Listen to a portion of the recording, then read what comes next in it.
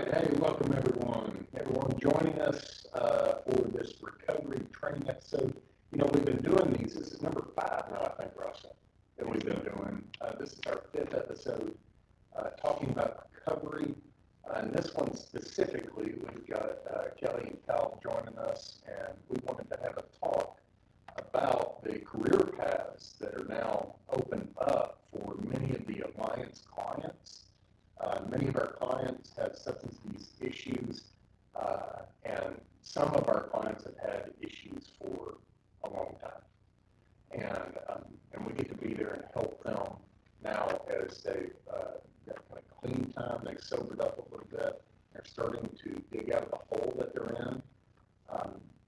And many of our clients wonder then, you know, I don't have any skills, seemingly I don't have any skills that I can go out and make any money. And I've got, I don't know what's next for me. And many folks that I've helped over the years have been a part of watching their kind of journey out of chaos.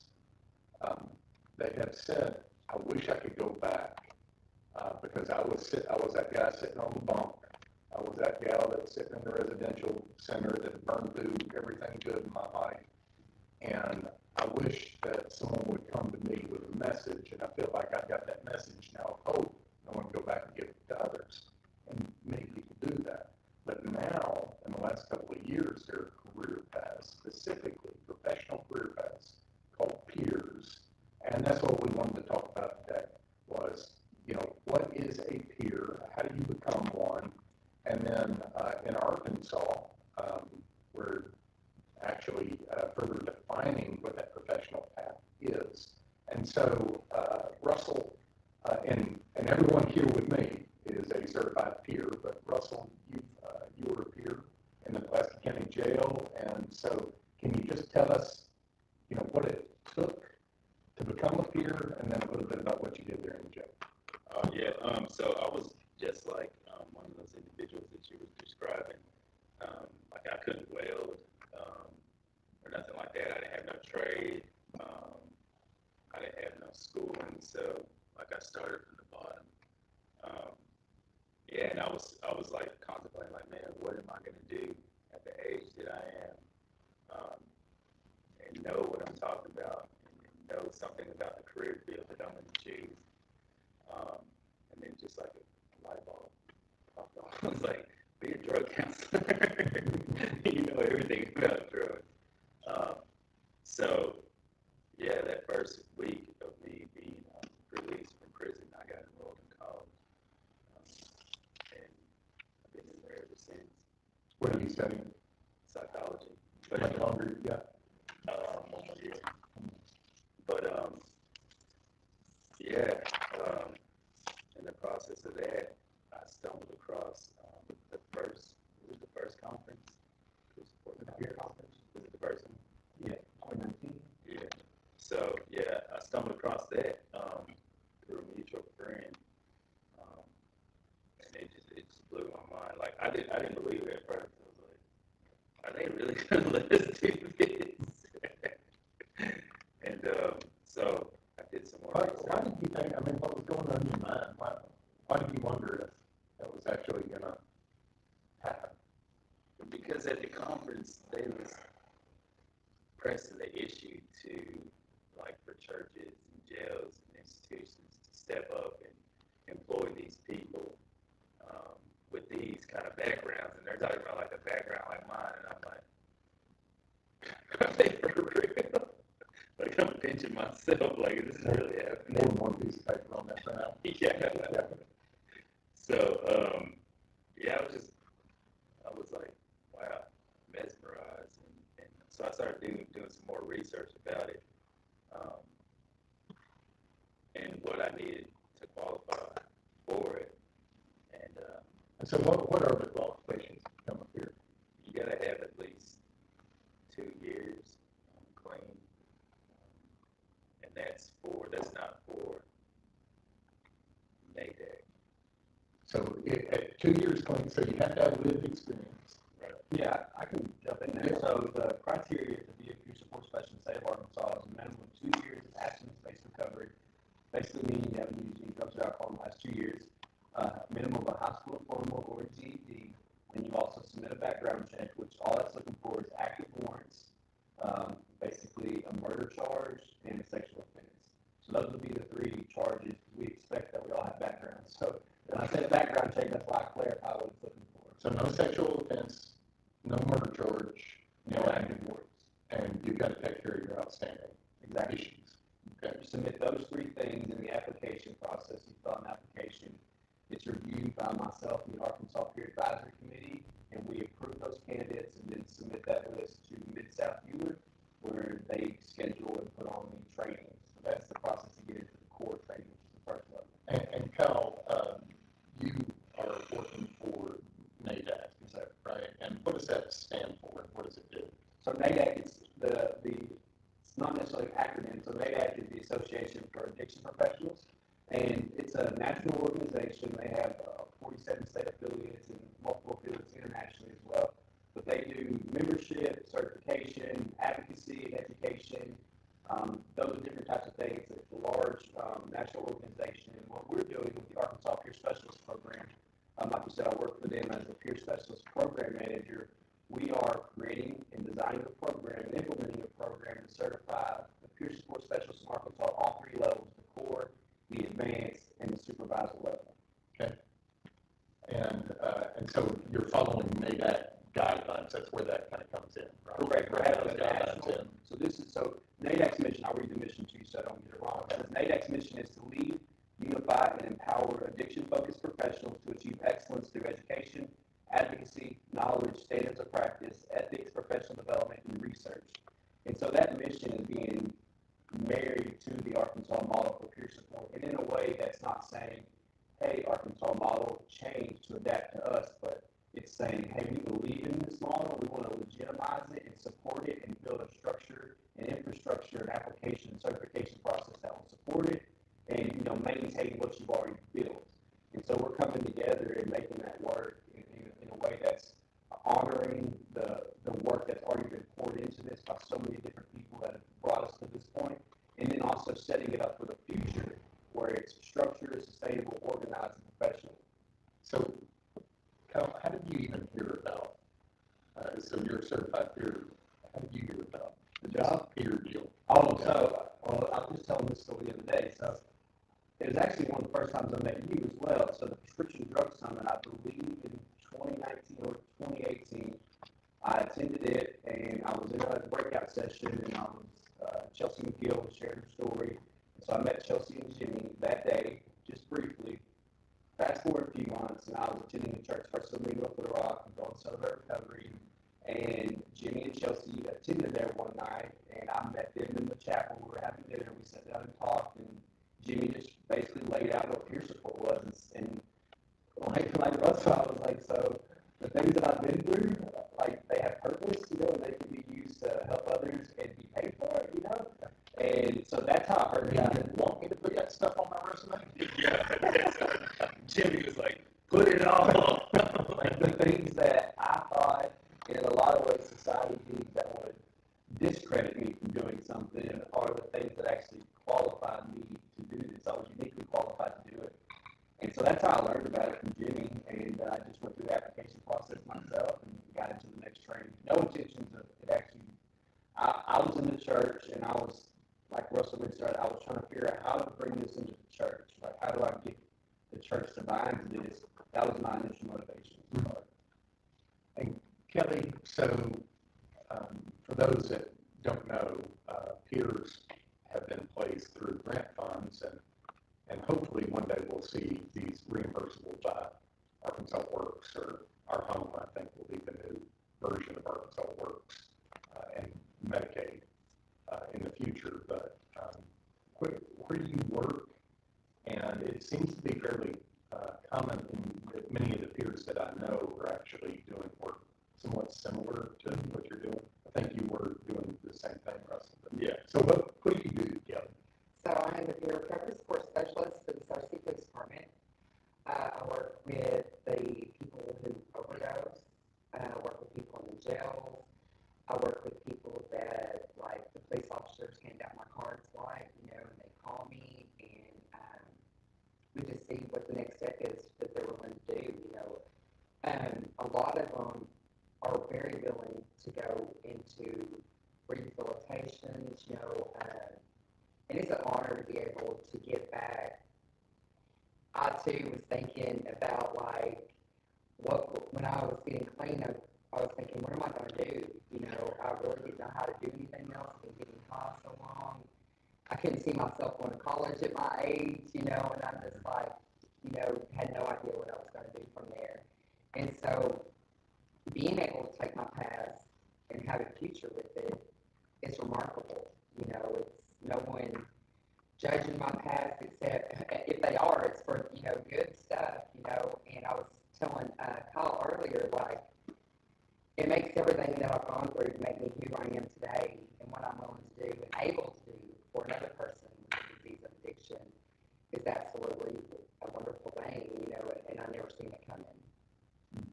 So you actually go into the White County Jail? Yes, and now that it's opening more, I'll be bringing other people in. I've worked with single people, and now we're going to be able to start taking groups in, I hope, as soon as it's opening up, a little bit more every day. Yeah, the COVID restrictions are settling down now. Thank God. Yeah, I just heard that I think Arkansas prisons, we've been on some restricted kind of visitation, but they're moving now to where we may see more and more of the programs maybe starting back, which would be a great thing. Yeah, so Kyle, tell me about these three different levels. So there's just a certified peer, which is a professional designation and recognized as such, and then you would just is this new? These two additional. So it's very innovative and new in terms of natural perspective. Arkansas has been working on this. A lot of amazing people have been working on this, developing this model since 2017. And what it is so when you complete that initial step that I was referring to, the application process, and to get into training, once you complete the training, submit your certificate, and working with me to get you connected to a peer supervisor, you are then considered a peer in training. And at that point, you are eligible to be employed in any available peer support position in the state of Arkansas. You enter into your certification process where you need 500 experience hours. That can be a paid experience hours or a volunteer internship. Just has to be peer services. This is done under the kind of the mentorship of a supervisor. Yeah, so you have a peer supervisor that you're connected with. A lot of times, the peer supervisor may not work for your organization. It may be someone that you just meet with once a week, or you do group supervision once a week, just on those one-on-one conversations. There are some organizations that do have peer supervisors on staff, and so they're able to provide supervision right there on site and to their various peers. So you have 25 peer supervision hours along with those 500 experience hours. The core training gives you 30 education hours. You need 60 more continuing education hours. 6 of them have to be ethics. You complete that, you then are qualified to take the certification exam for the core credential, the PR credential. And what you're referring to with the other two levels is if you choose to, at that point, you can start advancing through the career ladder. And just like any other career, that if you want to move up the career ladder, brings more opportunities for more income, to make yourself more qualified, enhance your skills, open you up to new experiences in your profession. You can go through the advanced level, which you would submit an application for that training similar to the beginning, and you enter into the credentialing process for that. And there are required experience and continuing education and peer supervision hours at each level. The third one and the last one is the peer supervisor. And so if you choose to go that direction, and every one of these levels requires a little bit more from the person, like a letter of recommendation, professional letter of recommendation, some documentation that you've been working as a peer. All of these levels have a code of ethics that accommodated. The peer supervisor has an additional code of ethics because your scope of practice changes. But at that point, if you were to go through that training, enter that process, complete the requirements, and certify, you would then be eligible to sign off and supervise peers in the various settings that peers working and sign off on their hours. Now, so Kyle, is this, I know that peers were certified under the Substance Abuse Board, Licensing Board in Arkansas. Is that still the same, or? No, so this is the new direction that the state of Arkansas has decided to go through the Substance Abuse Board with the ICMRC credential. And what we're doing is building an application and certification process that reflects the requirements and eligibility of the Arkansas model. Like I was speaking to earlier, instead of taking our model and changing it to fit something, we're building a certification program to fit the model. And so that's one of the reasons that we're kind of moving this direction. But we have offers open now until June 30th for anybody that is currently in peer training or currently has an ICMRC credential, that you can have your work, your experience, your supervision, your training, everything honored. We will respect your hard work and let you start in the program exactly where you're at today by filling out the application and submitting the required documents. Russell and Kelly are laughing there. Well, because if you don't, what happens? Well, we don't want that to happen. We want everybody to transfer over. But you know, if that wants to happen, the individual didn't transfer over by June 30th, basically they have to start the process over. We don't want that to happen. That's why I'm communicating that message. Russell was actually the first person to do the PIT transfer offer, and he's the first letter that was issued. And Kelly's working on it. I'm working on it. Every day. Twice a day. Right. We're just trying to take the Arkansas model that, like I said, countless people have poured their hard work into and honor it and build a system that recognizes everything that's required in it and support that. So, Milton, what's the difference in the work that a peer does and like a counselor does? One is clinical, and there'd be like a lot of documentation and paperwork and stuff like that. But with the peers, it's more hands-on. There's not that much paperwork. I mean, like I don't know if she has to keep data where she's at, but where I was at the sheriff's office, we had to keep some kind of data, but it's very, very. It's not like a clinical note. No, it's definitely not. It'd be more contact kind of. Yeah, like how many people you contacted, their race, their age, stuff like that. One of the primary to replace an existing position. It is a complementary role to the clinical profession, to the doctors, to the nurses, to the officers, to the overdose investigators, to everybody. It's not something to be looked at as, oh, well, this is replacing something. It's something that comes along and provides support to the services that already exist. But what a peer brings, like Russell referred to, it's a non-clinical role. And what I mean by that is the relationship that I have with the individual I'm working with is based off of lived experience and equality. That we're not, there's no power indifference in our relationship. And so it's more of someone that's on the same journey that you're on and is walking beside you. Mm-hmm. And we're not walking in front of you, we're just walking right beside you and providing support in that process. We can do unconventional things like go to a coffee shop with you, you know, talk to you outside of office hours, those types of things. Go to a meeting with you, go to the gym to work out, go to functions with you, those types of things that. Which is usually not really, that's not something a counselor, in fact, the code of ethics may even really frown upon that. Yeah, I think it's against it. Yeah, and we do have a code of ethics that we abide by that covers a lot of the stuff that most code of ethics does. We're HIPAA compliant, you know, we're mandated reporters, all of the various things that protects not only ourselves, but the individuals we serve and the organizations we work for. But we do have that opportunity to meet people and just kind of have real world experiences and relationships with people. I could see where that would be a really powerful team. Just having done this 15, 16 years now, and knowing that I'm not always the best guy on the front end to be able to try to build this relationship of trust, because as much as we may even kind of hit it off relationship, I don't know where this guy is or where he's been. I've got not personal. And so therefore there's a kind of a lack of trust that can be there. And so I could see where a counselor and a peer working together for the good of the person That's it. would bring, one would be, I'm with you, you can come to the gym with me, and you can come over here and we can have lunch, and then the counselor can help you maybe with some deeper issues. Yeah. And also maintain kind of that objective, remote, clinical role. Absolutely. I mean, that's beautifully said.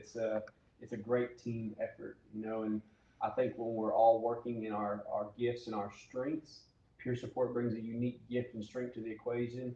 The clinical therapist and the doctor bring a unique strength and to the equation. And so when we're all operating in that with the one common mission in mind, which is to best serve the individual that's right in front of us, I think we're at our best, as an organization, as a community, as a country.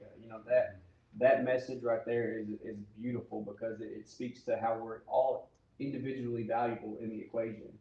We're not in conflict. We're there to support one another and ultimately provide the best services to the person that's in front of us.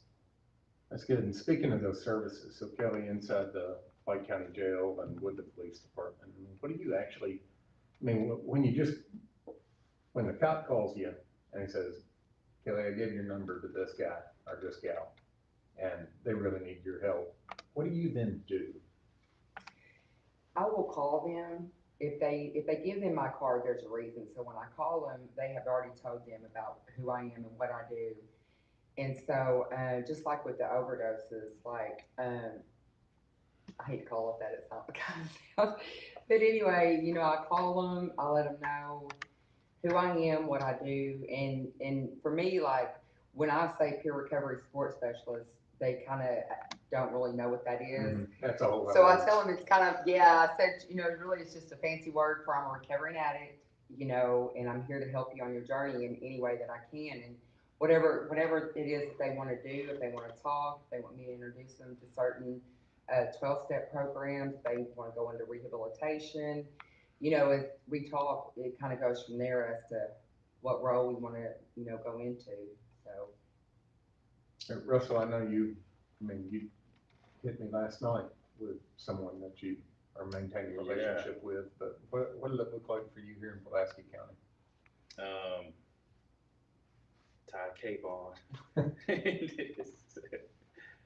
No, I worked for Pulaski County for a long while. But we were in there, we were building a drug program and just assisting, trying to provide wraparound services for addicts. And we get them into rehabs, go to court with them, and just plead the courts, we've been working with this individual for this amount of time, and we would like to continue to work with them. If you could, let us work with them for a little while. I would imagine that made it more likely that someone actually showed up for court, because it can be a pretty scary thing for a lot of our clients, which is why we've got warrants, Scary for me when I first started going to court with people. I was like, I'm not even going to court, but I'm like,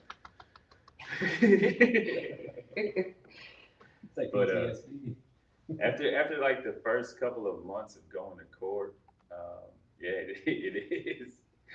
But the first couple of months going to court, the prosecutors, the public defenders, they all knew me. And then it's like, I don't know, it's God when I can sit with a public defender and with his client, and they allow me to put my 2 cents in, and we all collaborate and come up with a plan. It's special. It really is special. So there will be some individuals that are members of the Alliance that are watching this, and so we've been doing that. Originally, when we started kind of this whole recovery series, I was thinking about my friends and partners that are in these alliances who are impacted by folks who are abusing substances, and then all the cascading consequences, right, with kids and jobs and transportation and freedom. But now I know that there are many clients of 100 families that are that will get the link and they'll watch this. And so maybe if we could just kind of go around with the thought of there are some folks that have maybe very little clean time together, and they're just now starting to wonder what in the world are they going to do with their life. What would you say? You have a message for them? Yeah, absolutely. I would say that if you've been in active addiction, I know just by default of that, that you are a motivated, determined, creative individual because, like myself, I had the ability to wake up with absolutely nothing and somehow throughout that day get high, drink, and hurt myself and a lot of people. But I'm saying it took a lot of motivation, determination, and creativity to do the things that I was doing in that life. And so I know that's within us all. And that's what peer support does is it is empowers an individual to bring that out of them and apply that into a positive manner. And so that's within you. The reason the 2 years of recovery time, so if you're in that pool, you're not there, we gotta build a foundation for ourselves. Like Kelly, Russell, and I, we're not where we're at by not having a foundation. You have to have a firm foundation to go back into the places that you came from and be able to help other people. So I would say focus on what's right in front of you today. Building your recovery, building your support team, networking with the recovery community, getting plugged into this amazing community that we have here in Arkansas.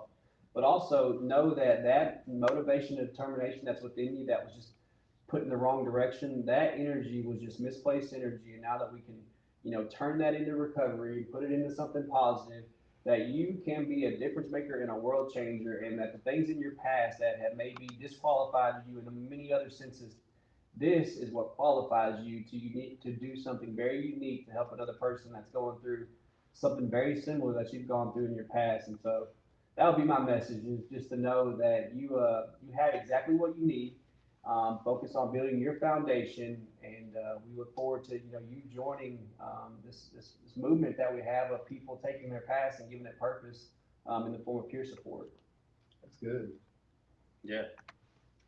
So I always tell them to just embrace what you've gone through, embrace what you're going through right now, because you're going to help like lots of people, excuse me. Always look at it as what we go through is not for us, it's for someone else. And so if we can remember the struggle, if we can remember our goal and what we're going for, we can help someone else and they can help someone else. And, you know, everyone likes the thought of helping someone else. So if they can just go one more day, one more hour, whatever it is, they want to help other people. We all do. So, that's what I tell them. Just embrace it. Remember the struggle. That's good. Russell, what if someone's saying, well, that's all fine and good, but you don't know where I've been? Yeah, I don't know where you've been, but I do know this. To that individual that's in the early recovery, 3 days, 3 months, whatever, this is going to be the time and the most meaningful time that you grind it out. Like, you will have to grind it out. And like Kelly was saying, just keep doing the next right thing and grind it out, man. And know that your past does have a purpose, and it involves other people's purpose too.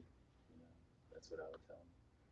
And I would say this, having talked with multiple times now in different settings, what I admire about the grinding it out that I know you all have spoken about is you weren't real sure where it was leading to.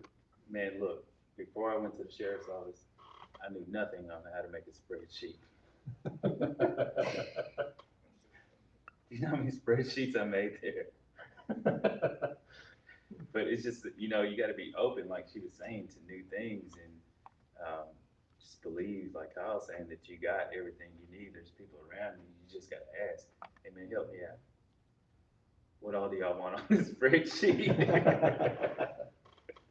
No, but yeah, this is a beautiful thing we got going, that NADAC has going, that 100 Families got going, especially the Alliance members.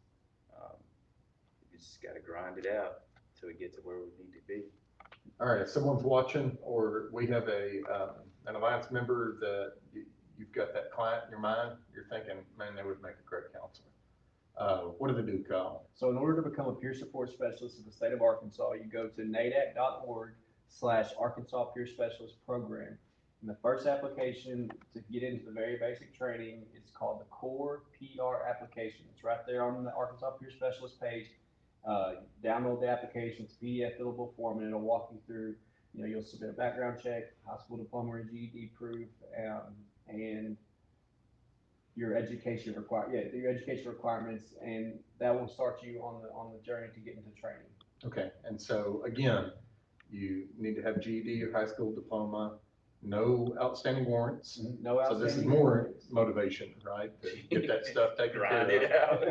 And grind it out. GD. You don't want to pay those fees or fines. Take care of it. Yeah. And then 2 years. 2 years. Oh yeah, that's the other one. 2 years absence-based recovery. And you meet the criteria. That's the basic criteria. You fill out the application, submit the required documents. How much is training? Training's free. The application process, the application fee is $50. $50. Okay. Training, Mid-South Euler puts on the training, and you get you in there. Right now it's done via Zoom. So if you're, usually it was done in person, but now it's Zoom, 12 to 4, Monday through Thursday, and the following Monday it's 12 to 4 again. So that's how they're getting training done. And so, just reach out to me if you're on the page, you'll see my contact information. If you have any questions, concerns, my email address is kbrewer@nadac.org. That's NAADAC.org. And I'll walk anybody through the process that is interested in learning about it. Great. Well, thanks for being here today. I really do admire each one of you and the work that you're doing, and look forward to working with you in these communities in the year to come. So thanks, Alliance members, for everything you're doing. Thanks for joining us here today.